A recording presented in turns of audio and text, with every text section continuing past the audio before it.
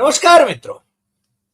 आज सीधू ने सच में हमारे साथ चंडीगढ़ से वरिष्ठ संपादक और बेबाक बात करने वाले, लिखने वाले अजय शुक्ल जी जुड़े हैं। अजय जी, आपका सीधू ने सच में स्वागत है। पवन खेड़ा कांग्रेस के प्रवक्ता ने कल क्या बात कर ली कि आज आसाम के मुख्यमंत्री पगला गए। हिमंता बिस्वा शर्मा, उन्होंने तो पता नहीं इलेक्शन कमीशन के अंडर अब तो पूरा एडमिनिस्ट्रेशन और पुलिस तंत्र होना चाहिए, मगर आसाम पुलिस को पवन खेड़ा के दिल्ली के निवास पर भेज दिया और कुछ चीजें उन्होंने बरामद कर ली। मेरे ख्याल से वो लैपटॉप और पेन ड्राइव और न जाने क्या क्या उसमें क्या घालमेल करेंगे, वो हमारी समझ में नहीं आ रहा है। पवन खेड़ा को एंटी नेशनल घोषित करने के लिए वो मेरे ख्याल से आकाश पाताल एक करेंगे, मगर न हिमंता बिस्वा शर्मा, ना ही उनकी पत्नी रिंकी भुयान शर्मा, दोनों में से किसी ने ये नहीं कहा, ये डिनाई नहीं किया कि रिंकी के पास 3 देशों के, 2 मुस्लिम देश सहित 3 देशों के पासपोर्ट है या नहीं है, या विदेश में उनकी संपत्ति है या नहीं है, दुबई में उनकी संपत्ति है या नहीं है, अमेरिका में उनकी कंपनी है या नहीं है, उसके बारे में तो वो बात नहीं करते। ऊपर से पवन खेड़ा के बारे में बेबाक यानी बदतमीज की तरह वो बात करते हैं। और इतने वरिष्ठ कांग्रेस अध्यक्ष मल्लिकार्जुन खड़गे जी के बारे में भी ये बदतमीज की तरह बात करते हैं। मेरे ख्याल से एक कॉन्स्टिट्यूशनल ओहदे पर बैठे एक आदमी को ऐसे पगलाए जाने का अब लगता है कि पवन खेड़ा ने जो बात करी है वो सही है, क्योंकि उसका डिनायल न तो नरेंद्र मोदी की ओर से आ रहा है, न अमित शाह की ओर से आ रहा है, न हिमंता बिस्वा शर्मा की ओर से आ रहा है, न रिंकी भुयान शर्मा से आ रहा है।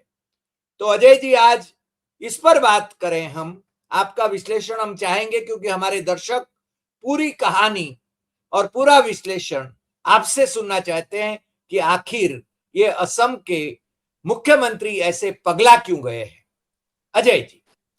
नहीं, पगला नहीं गए। एक भ्रष्ट आदमी यदि किसी कुर्सी में बैठा दिया है, और ये मेरे शब्द नहीं, ये आपके भी शब्द नहीं, ये भारतीय जनता पार्टी के शब्द हैं।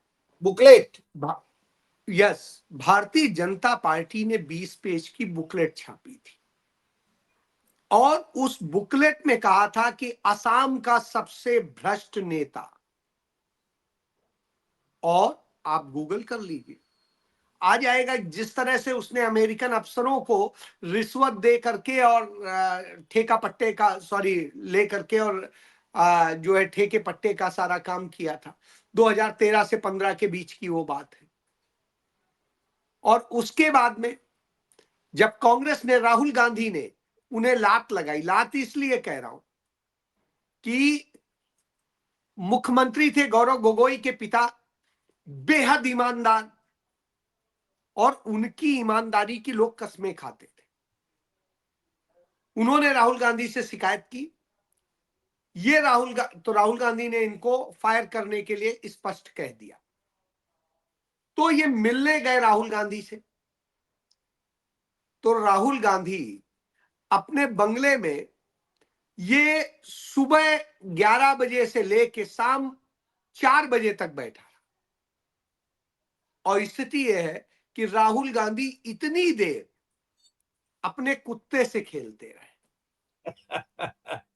मतलब इस काबिल भी नहीं समझा कि इस शख्स से बात की जाए, क्योंकि राहुल गांधी का एक कहना है, सरकार रहे न रहे, हम हारे या जीते, न नैतिकता से समझौता होगा, न भ्रष्टाचार से समझौता हो, और न ही किसी और चीज से। तो किसी अनैतिक चीज से वो समझौता नहीं करते, किसी भ्रष्टाचारी से नहीं करते, वो नहीं मिले, विवश होके चला आया। फिर क्या था, भारतीय जनता पार्टी को तो चाहिए होते हैं सारे भ्रष्ट, भ्रष्ट आएगा तो जैसे चाहेंगे वैसे नचाएंगे, कराएंगे। तो साहब, जिसके खिलाफ नरेंद्र मोदी ने सरकार बनने के बाद ही से तमाम नारदा सारदा स्कैम, ये स्कैम, वो स्कैम और जाने क्या क्या, और उसे उन्होंने अपनी पार्टी में ले लिया। सोनेवाल जो आदिवासी समुदाय से आते थे, दलित आदिवासी, तो आप सोचिए वो मुख्यमंत्री थे, वो मुख्यमंत्री बने, बेहद अच्छा था, तो इसको बड़ी तकलीफ थी। तो उस समय इसने घोटाले किए उसके तमाम तरह के। उसके बाद में ये जो है दूसरी बार में ये होता है, ये जिस थाली में खाता है उसी में छेद करता है।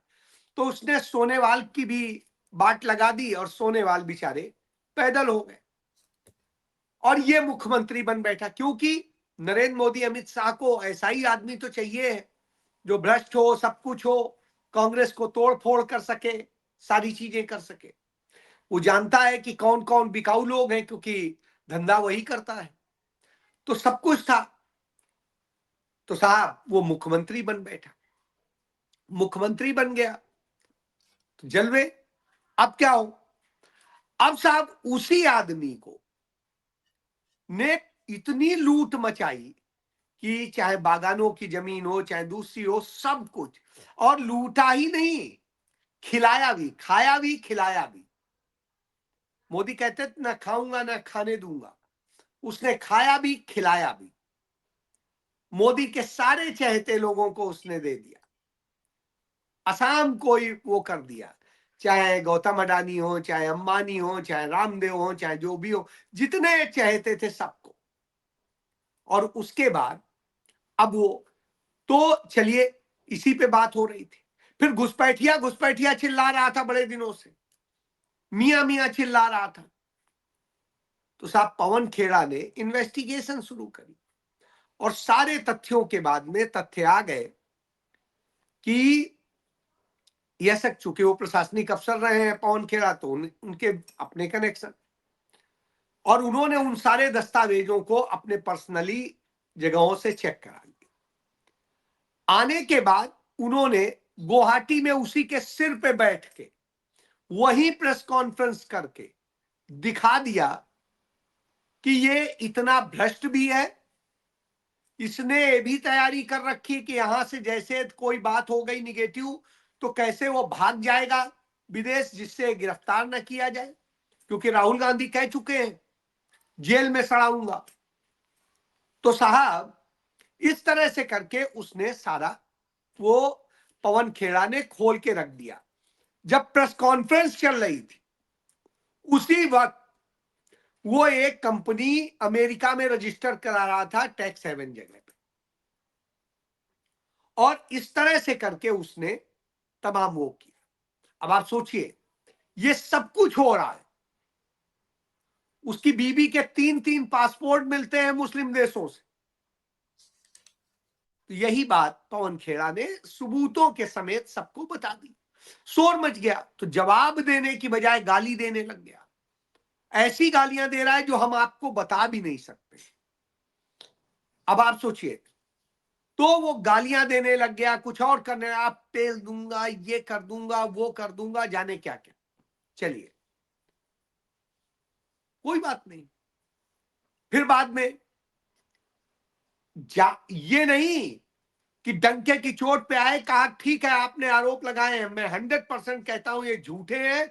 मैं मुख्यमंत्री की हैसियत से खुद चिट्ठी अपने लिख रहा हूं भारत के प्रधानमंत्री को, गृह मंत्री को, कि ये जो आरोप लगाए गए हैं इनकी सीबीआई से जांच कराइए और दूध का दूध, पानी का पानी कीजिए, और जो दोषी है, यदि झूठे आरोप लगाए हैं तो उनको जेल भेजिए, और नहीं तो ये करिए।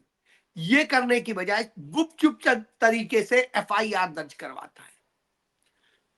हवाई जहाज से पुलिस की भारी बटालियन भेज देता है। इतनी फोर्स आ जाती है, लगता है यारी असलहे असलहे लेके दिल्ली में जैसे कहीं किसी जंगल में जा रहे हैं। और साहब फिर दिल्ली पुलिस को भी साथ लेते हैं, पूरा घेर दिया जाता है, उनका फ्लैट इस तरह से घेरा जाता है कि अड़ोसी पड़ोसी भी बेचारे परेशान हो जाते। और जब आपको पता है कि पवन खेड़ा अभी असम थे, असम के बाद में वो चुनाव के काम के ही लिए राष्ट्रीय प्रवक्ता हैं, तो वो दूसरे केरल गए हुए हैं, पौंचेरी गए हुए हैं, तो पौंचेरी केरल जाने तो स्वाभाविक सी बात है। जब वो वहां चले गए, वहां पर थे कल तक, तब तक नहीं किया, आज सुबह कर रहा है, जबकि वो कहां है, वहां है। कोई चीज बरामदगी, यदि कोई वांटेड हो, अभी तो वो सामान वांटेड है या नहीं है इसका तो पता ही नहीं है, क्योंकि अभी तो सिर्फ एक्यूज का नाम आपको पता है ना।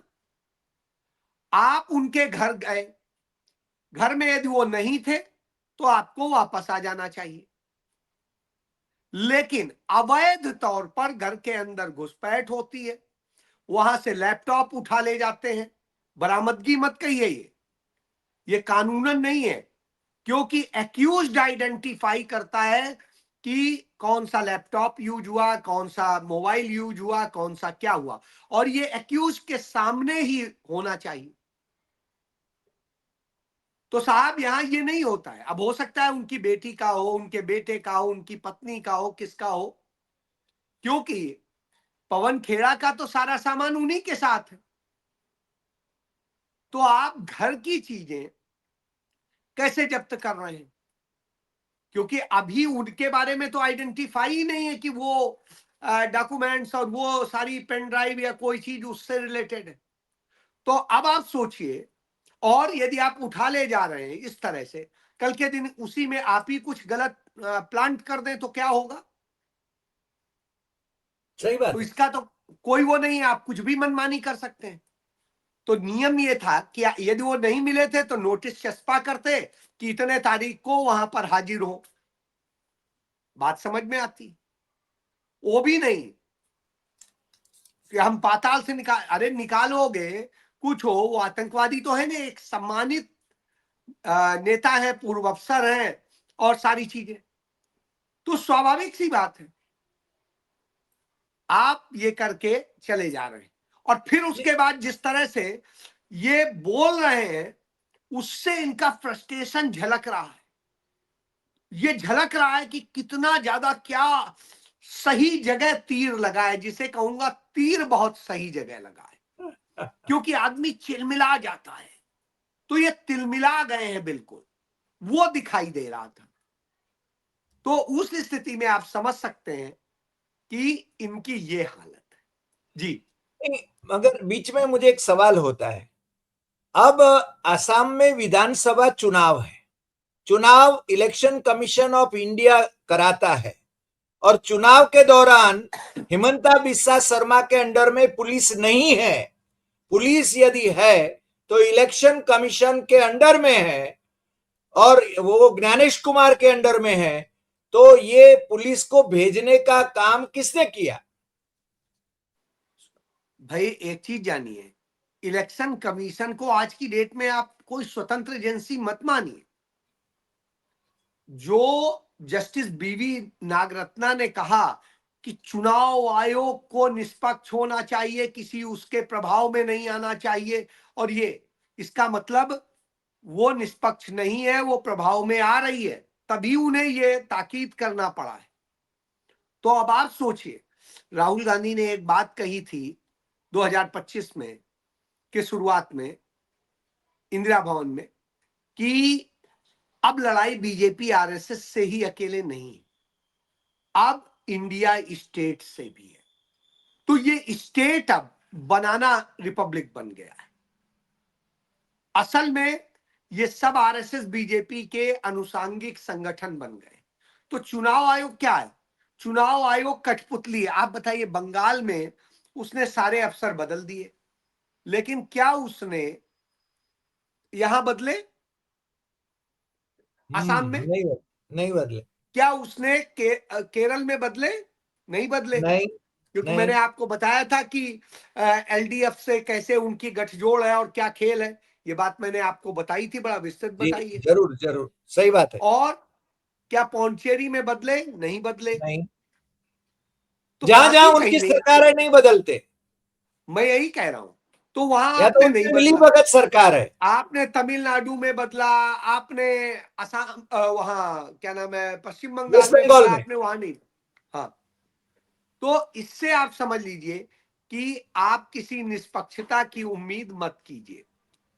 असलियत में ये वो लोग हैं जो इस लोकतंत्र को मार रहे हैं। इस लोकतंत्र को कोई और नहीं, ये संस्थाएं मार रही हैं, क्योंकि इन्होंने अपनी रीढ़ खो दी है, संविधान के अनुकूल नहीं चल रहे हैं, बल्कि एक एजेंट की तरह काम कर रहे हैं। आपने देख ही लिया कि जो महाभियोग का प्रस्ताव आया था मुख्य चुनाव आयोग के खिलाफ, उस मामले में किस तरह से बायस्ड ऑर्डर। अरे भाई, आप जब तक चर्चा नहीं कराएंगे, पहले ही आप क्लीन चिट दे रहे हैं कि जो आरोप लगाए गए हैं वो मुझे नहीं लगते सही है। मतलब कुछ भी। तो ये स्थिति है कि बगैर चर्चा हुए, बगैर बात आए, आप हर चीज को क्लीन चिट दे, जो क्योंकि वो आपके खाते में पड़ा हुआ है। यदि वही अभी चुनाव आयोग इनके पक्ष में नहीं होता ना, तो यही सबसे बड़ा बवाल कर रहे हो। तो सही ये बात। जान लीजिए। तो यह स्थिति है। तो इसलिए चुनाव आयोग से आप कोई उम्मीद मत करिए, वो तो खुद उपकृत है। सरकार आपने बना दिया, वो तो अमित शाह के पांव छूता ही था, और मुख्य चुनाव आयुक्त बनने के बाद भी उसने छुए। तो उस आदमी का क्या करेंगे जो एक तली पार के पांव छूता है? वो कोई संस्था नहीं रह गई है। तो इसलिए उसकी बात ही मत करिए। अब यह स्थिति है कि वो पुलिस जिस तरह से आती है, वैध है अवैध है, अब क्या कहा जाए। लेकिन सबसे बड़ी बात, उसका जवाब उसी आसाम में बैठ के मल्लिकार्जुन खड़गे ने प्रेस कॉन्फ्रेंस में दे दिया गया। जब उनसे पूछा गया, उनका एफआईआर कर ली तो क्या, कौन बड़ी बात है, कर लेने दीजिए, गिरफ्तार कर लेंगे, कर लेने दीजिए। हम तो इतनी चीजें झेलते हैं, हम डरने वाले लोग नहीं है। तो आप सोचिए, उन जैसे बुजुर्ग आदमी तक को वो गाली देने लगता है। उनके लिए, जो इतने बुजुर्ग दलित नेता हैं, उनको गाली दे रहा है। अब आप इससे उसके मानसिक संतुलन को सोच सकते हैं कि किस तरह से गड़बड़ा गया है। ये वही स्थिति है जैसे डोनाल्ड ट्रंप गाली दे रहा था अभी ईरान को, है। इसी तरीके से इसकी हालत हो गई है।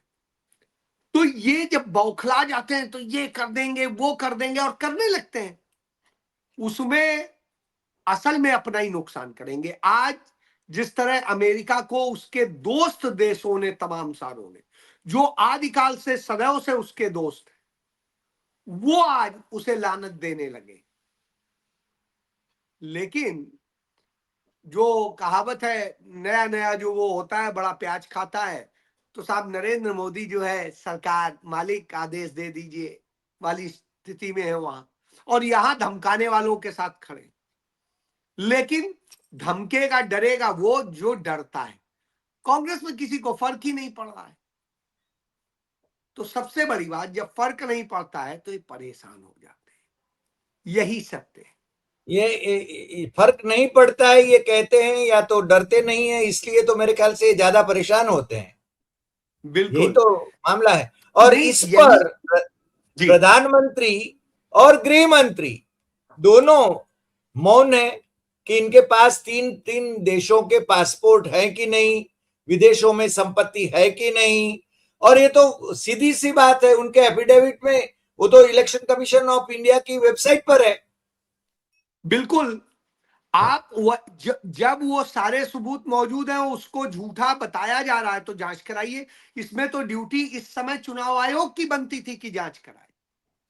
हम्म। लेकिन साहब, फिर वही बात, यहां किस सुप्रीम कोर्ट से आप यकीन करेंगे, किस उससे करेंगे? मेरा कातिल ही मेरा मुंसिफ है, क्या मेरे हक में फैसला करेगा? बिल्कुल नहीं करेगा। तो आज वही हालत इन्होंने कर दी है, और इसलिए मुझे लगता है कि देश का लोकतंत्र तो इन्होंने खत्म कर दिया है। अब लड़ना इस देश की जनता को चाहिए। क्योंकि देखिए, आप अमेरिका में ये हुआ तो अमेरिका में नो किंग कहते हुए वहां के 80 लाख से अधिक लोग सड़क पर निकल पड़े। लेटेस्ट फिगर तो लेकिन 1 करोड़ से भी ज्यादा हो गया है अभी। वही मैं कह रहा हूं, उस समय की बता रहा हूं कि निकल जी पड़े। जी। और हिंदुस्तान के अंदर कि राहुल गांधी कुछ नहीं कर रहे हैं, कांग्रेस कुछ नहीं कर रही है, ये कुछ नहीं है, वो कुछ नहीं। अरे तुम क्या कर रहे हो? पार्टियां तो जनता से बनती हैं, पार्टियां नागरिक लड़ते हैं। आप ही नहीं लड़ोगे तो पार्टियां जो होती हैं उसके लीडर्स होते हैं, वो आपको दिशा निर्देश देते हैं, आपकी उसको नियंत्रित करते हैं। लड़ना तो जनता ही को पड़ता है। सीधी सी देश की बात। आजादी में जनता ही तो खड़ी हुई थी। सही बात। लीडर तो मगर उसे, मान लीजिए नेहरू हो, गांधी हो, पटेल हो, मौलाना हो, कोई की भी बात करिए, तो ये तो सिर्फ दिशा दे रहे थे ना। सही बात। तो सही बात। मुझे लगता है कि तो ये इस देश की जनता को सोचना चाहिए कि उसे राजा हाँ, चुनना है कि, और क्या करना है तो सोचे। अजय जी, आपको क्या लग रहा है, हिमंता इतना डेस्परेट है तो इसका मतलब ये समझें कि वो अपनी पराजय स्वीकार कर रहा है पहले से? बिल्कुल, आप ये समझ लीजिए, ये हार की हताशा को दर्शाता है। वहां बहुत बुरी स्थिति है, घबराए हुए हैं, सारे कर्म कुकर्म करने के बाद भी जब यह हालत हो तभी आदमी, नहीं तो आदमी बिंदास रहता है, कोई कहता है अच्छा ठीक, कहने दो यार, क्या फर्क पड़ता है। हम क्योंकि यदि सही होते ना, हमें चिंता नहीं, हमें ज्यादा होगा, अरे हम इतना कह देंगे भाई उन्होंने आरोप लगाए हैं, सरकार बैठी है, जांच करा ले। गौरव गोगोई पर लगाते रहे आरोप। हाँ, गौरव गोगोई ने तो बोला कराओ, एफआईआर कराओ। राइट। आप तो उल्टा एफआईआर कर रहे हो, जो कंप्लेनेंट है उस पर। तो ये स्थिति है, दोनों चीजें। गौरव गोगोई ने तो नहीं किया मानहानि का, कहा जाए यार हम नहीं, हाँ, क्यों? क्योंकि गौरव जानते हैं वो जिस तरह लड़ रहे हैं, जो जिस बात के लिए लड़ रहे हैं वो है। तो ये बड़ी चीजें हैं, और मुझे लगता है इन चीजों को यदि समझ जाएंगे तो ऐसे, नहीं तो ये ऐसे लोग हैं जो असल में कलंक है सही बात। लोकतंत्र पर भी और देश पर भी। जी। इतना भ्रष्ट मुख्यमंत्री और कोई है नहीं, सच्चाई यही। सही जी, बात। सही बात। अजय जी, आज आप हमारे साथ जुड़े और ये सब विश्लेषण किया, उसके लिए हम आपके बहुत बहुत आभारी हैं। और फिर मिलेंगे नए एपिसोड में नए विषय के साथ। नमस्कार।